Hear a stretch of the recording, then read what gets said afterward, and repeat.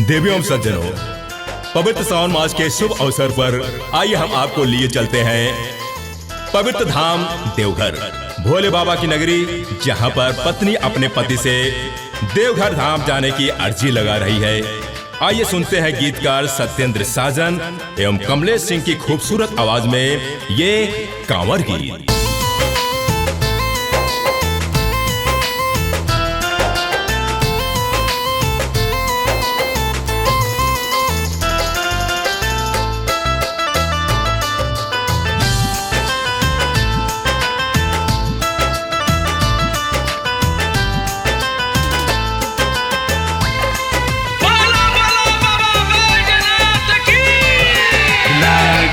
हमरो आस हो जनी करी तू निराश हो का वर तू पिया ले ले हमरा लाझा कास हो, हमरा लाझा कास हो, हमरा लाझा कास हो। लागल हमरो आस हो जनी करी तू निराश हो का वर तू पिया ले ले हमरा लाझा कास हो।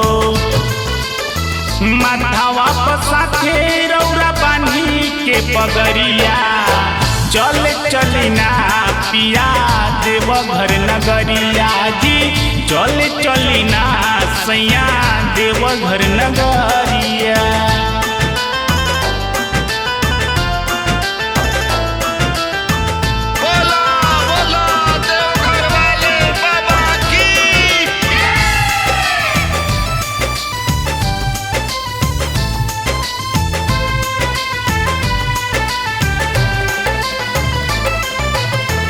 हर साल हमके भरी मारेला हो, कहूँ न देवो घर घुमावेला।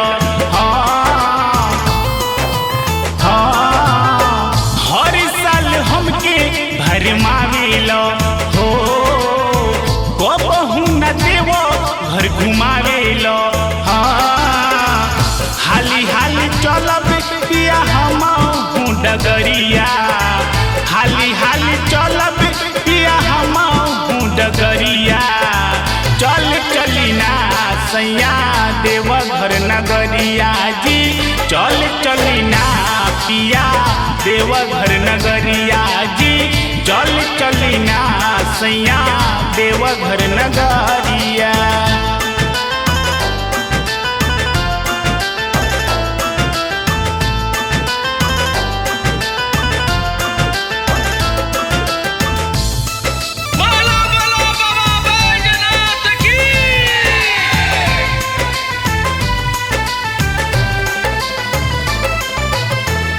साजन सतेंद्र मानी बतिया हो, हट जाई दुख के बदरिया। हाँ हाँ, साजन सतेंद्र मानी बतिया हो, हट जाई दुख के बदरिया हो।